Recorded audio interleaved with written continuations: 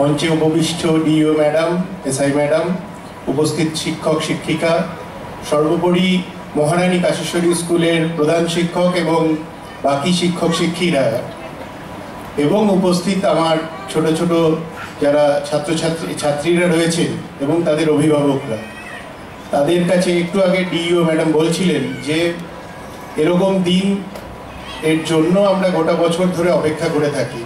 বার্ষিক অনুষ্ঠান, বার্ষিক ক্রীড়া অনুষ্ঠান, এইসবের জন্য অপেক্ষা করাটা, আমরাও যখন ছাত্র জীবনে ছিলাম তখন আমাদের কাছেও এটা একটা স্বপ্নের মতো ছিল। আশা রাখছি এই মহারানী কাশেশ্বরী স্কুলের যারা অভিভাবক রয়েছেন এবং যারা ছাত্রীরা রয়েছেন তারা আগামী দিনে নিশ্চয়ই বড় জায়গায় যাবেন।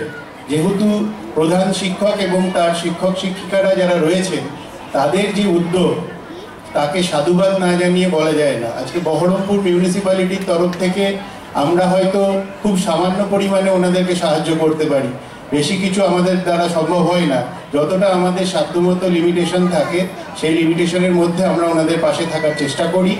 আগামী দিনে আমরা আবার মাননীয় পৌরপিতা শ্রী নারুগোপাল মুখার্জি এবং আমাদের কাউন্সিলর তথা আমি এবং আরও যারা রয়েছেন তারা ওনাদের পাশে থাকার জন্য অবশ্যই চেষ্টা করবেন। আগামী দিনে কাশেশ্বরী স্কুলের আরও শ্রীবৃদ্ধি ঘটুক এবং সবাই ভালো থাকবেন, সুস্থ থাকবেন। একটু আগে সবাই বলেছেন আগামী দিনে আমাদের প্রাক শারদীয়ার অলরেডি শুরু হয়ে গেছে, কালকে মহালয়া, দেবী বন্দনা শুরু হয়ে যাবে। সবাই বারবারই একটাই অনুরোধ, সবার কাছে সুস্থ থাকবেন। আর বহরমপুর শহরের ক্ষেত্রে পুজোর আগে সব থেকে বড় জিনিস যেটা একটা মারাত্মক সাইন, সেটা হচ্ছে ডেঙ্গু।